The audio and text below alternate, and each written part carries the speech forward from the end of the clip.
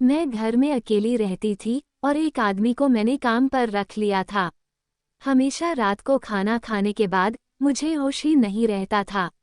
सुबह पूरा शरीर दर्द करता था। एक रात में खाना खाए बिना ही सो गई, लेकिन उस वक्त मेरे होश उड़ गए जब आधी रात होते ही उसने मेरे साथ।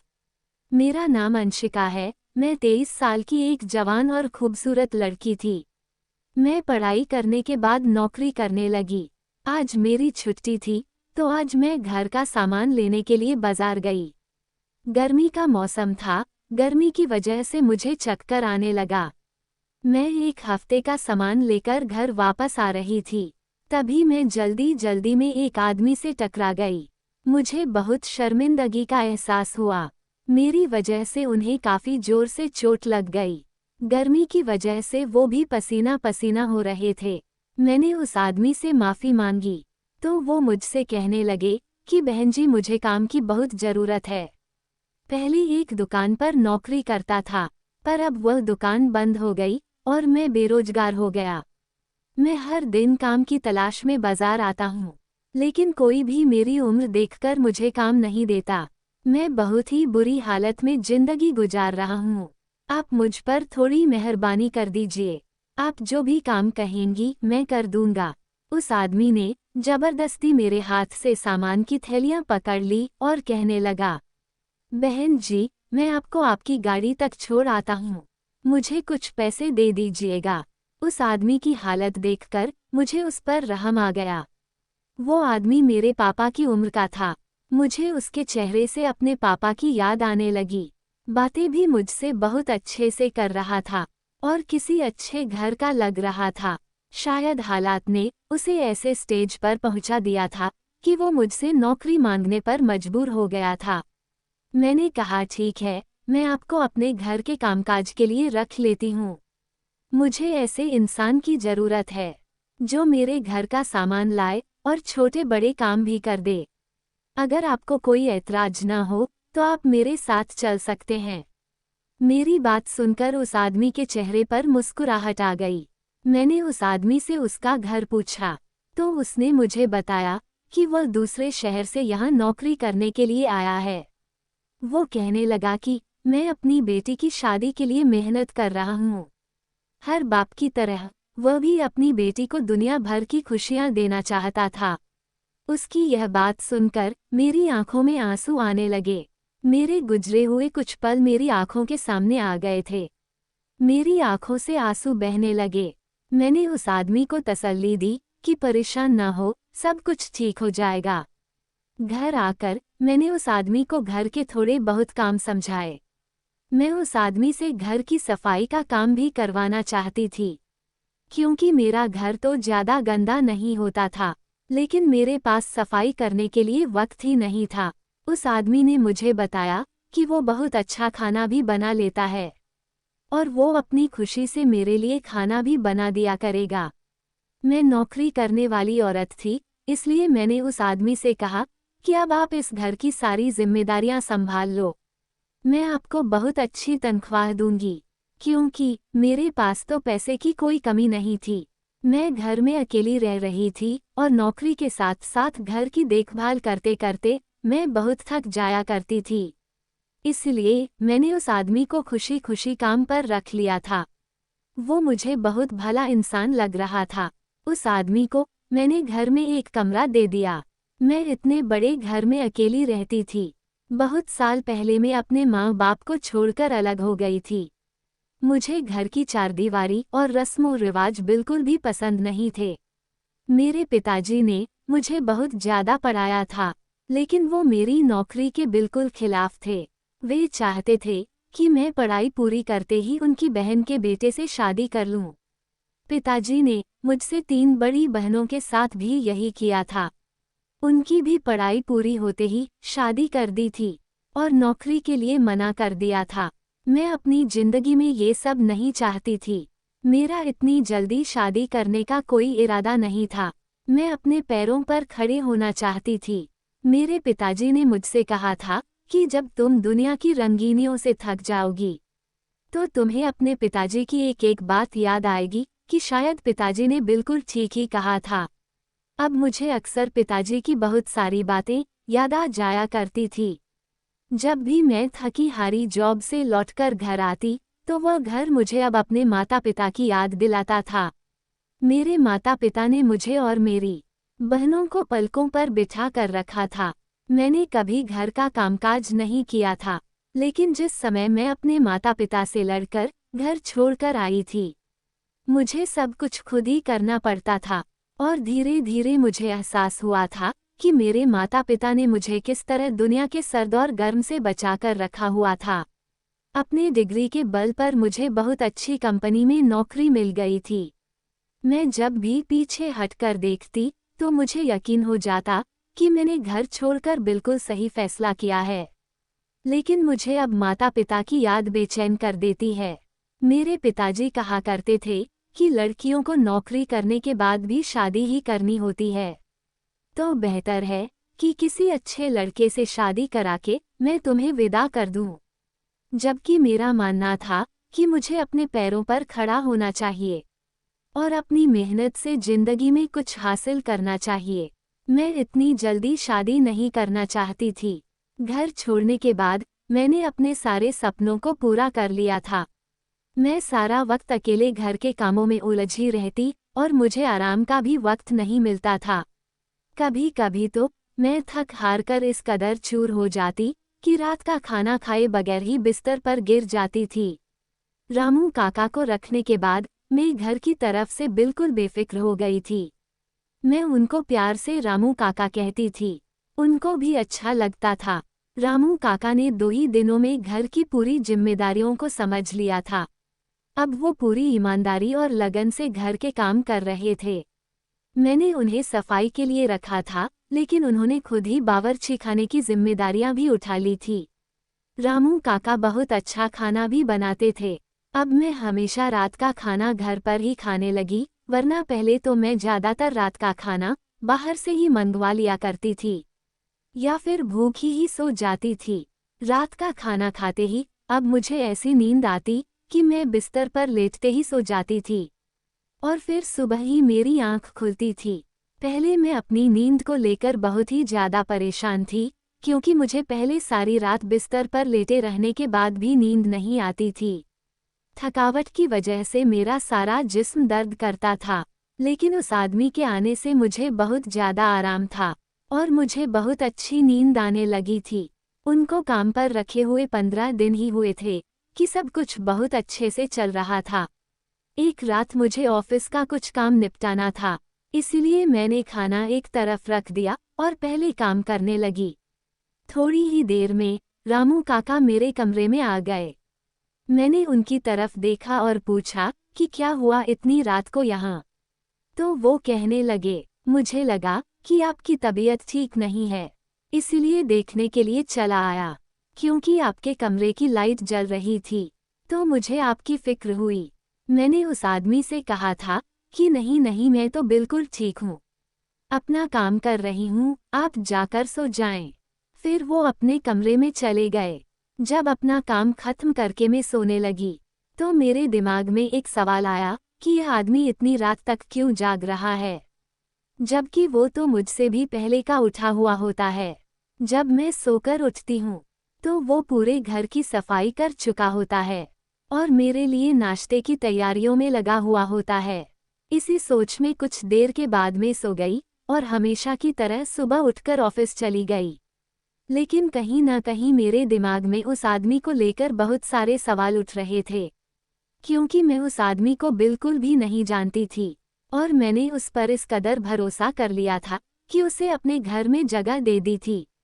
मुझे ऑफिस में पहले ही बहुत सारी परेशानियों का सामना करना पड़ रहा था और अब ऐसे में इस आदमी को लेकर भी मैं बहुत परेशान हो गई थी।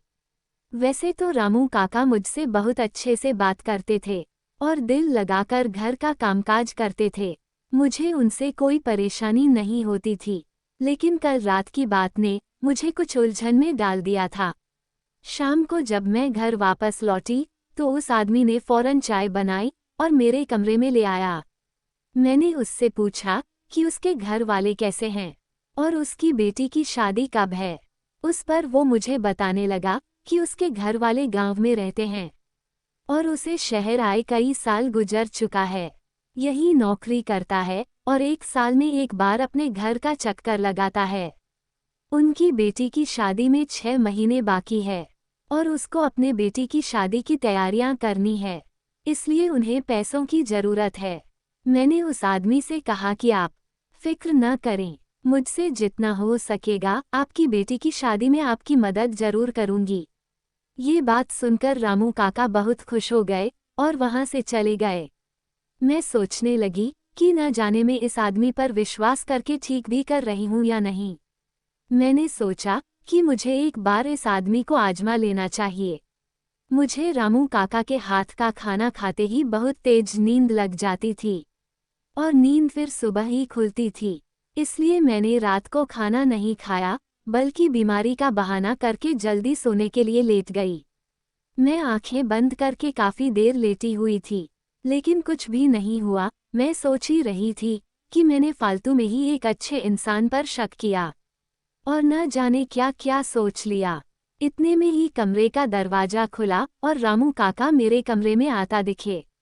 मैं कमरे का दरवाजा लॉक करके ही सोने के लिए जाती थी। रामू काका ने घर की दूसरी चाबी से कमरे का दरवाजा खोला था। रात को रामू काका को दरवाजा खोलकर आते देख मेरी तो सांस ही रुक गई थी।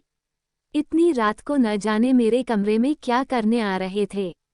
मुझे सोता हुआ देखकर वह वापस कमरे से बाहर निकल गए और मेरी सांस में सांस आ गई। लेकिन उस वक्त मेरे कदमों तले से जमीन निकल गई जब उस आदमी के पीछे एक ऐसा इंसान कमरे में आया जिसे मैं बहुत अच्छी तरह से पहचानती थी।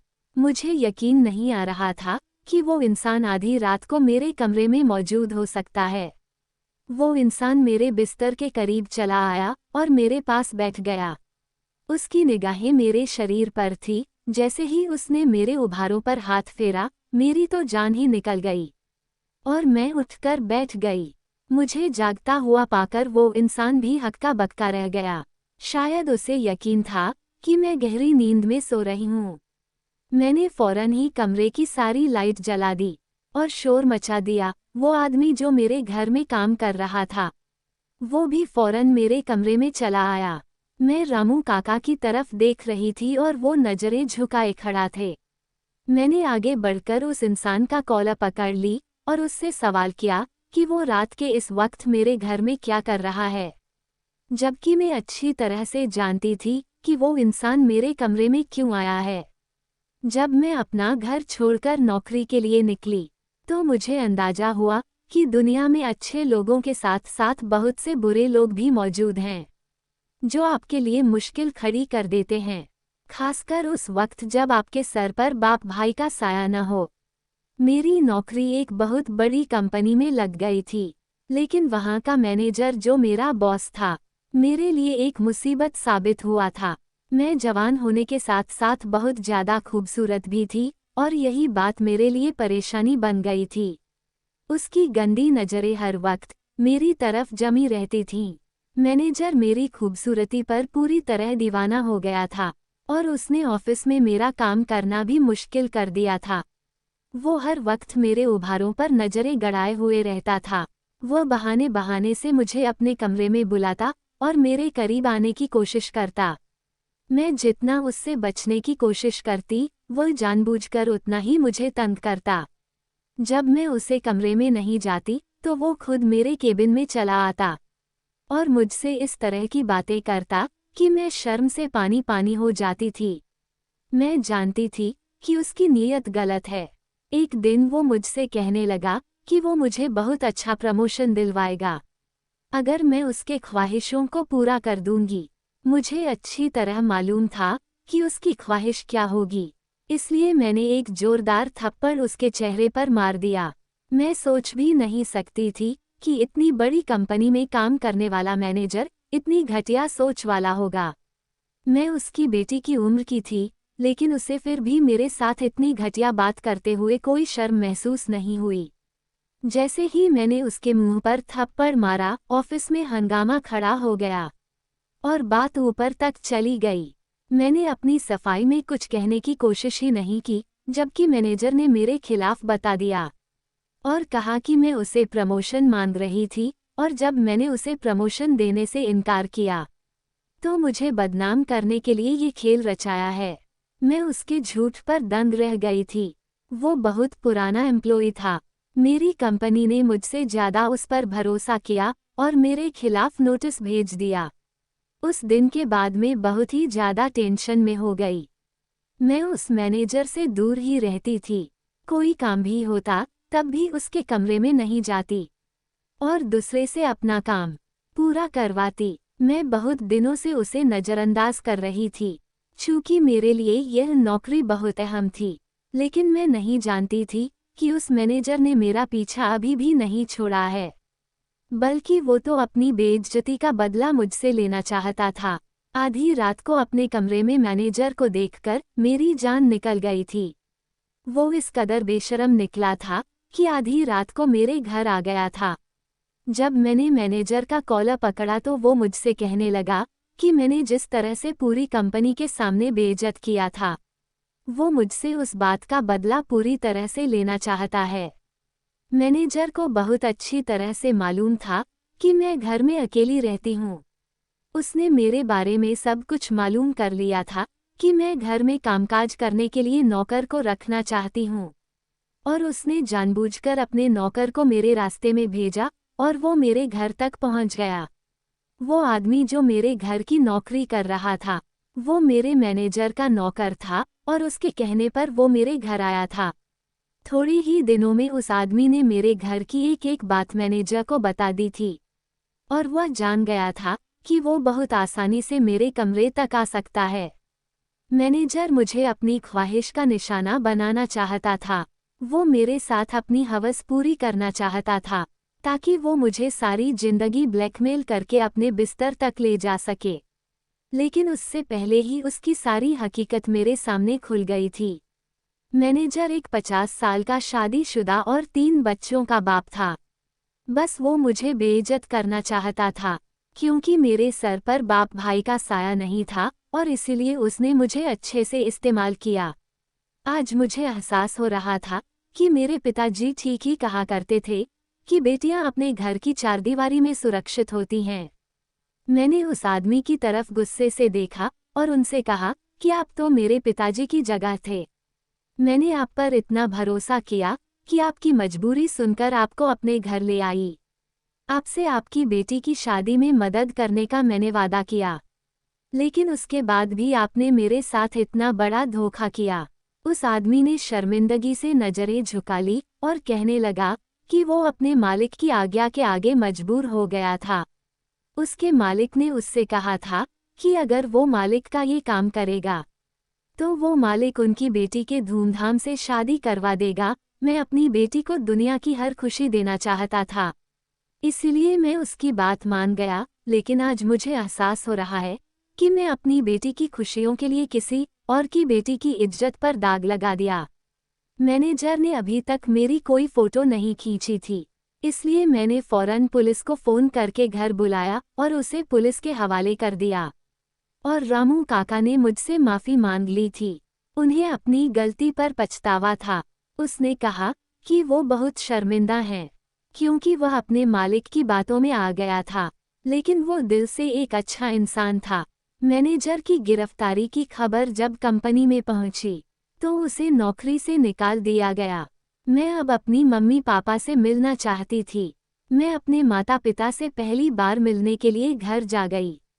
मैं उनसे मिलने के लिए बहुत बेचैन थी।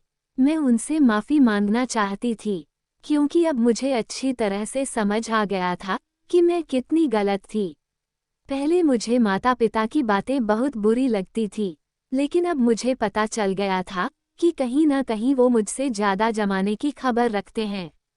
जब मैं अपने घर पहुंची तो मेरे माता पिता मुझे देखकर बहुत खुश हुए और मेरे पिताजी ने सब कुछ भुलाकर मुझे अपने गले से लगा लिया। मैंने पिताजी को बताया कि मैं बहुत ही अच्छी नौकरी कर रही हूँ और अब मैं शादी करना चाहती हूँ। मेरी बात सुनकर मेरे पिताजी मुस्कुरा उठे और कहने लगे कि तुम्हें जो भी लड़का पसंद आए, हम तुम्हारी शादी उससे करवा देंगे। मैंने पिताजी से कहा कि मुझे सिर्फ नौकरी करने की ख्वाहिश थी।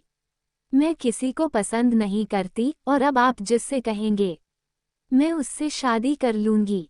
पिताजी ने अपनी पसंद से मेरी शादी एक लड़के से करवा दी, जिसको मेरी नौकरी से कोई ऐतराज नहीं था। मुझे समझ आ गया था कि जिस औरत के सर पर किसी मर्द का साया नहीं होता, कुछ लोग उसे लूटने के लिए तैयार रहते हैं। इंसान शादी के बाद भी अपनी ख्वाहिश पूरी कर सकता है, और मैं भी नौकरी करके अपनी ख्वाहिश पूरी कर रही थी। और पिताजी कहा करते थे कि औरत को बिना जरूरत नौकरी नहीं करनी चाहिए। दोस्तों, आपको हमारी कहानी कैसी लगी कमेंट करके बताएं। कहानी पसंद आई हो तो लाइक एवं शेयर करें।